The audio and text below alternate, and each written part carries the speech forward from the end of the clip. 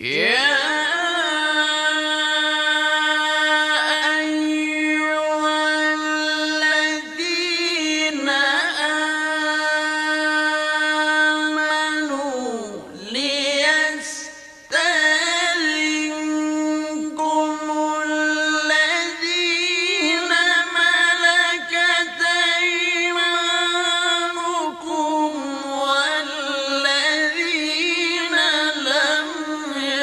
يبلغوا الحلم منكم ثلاث مرات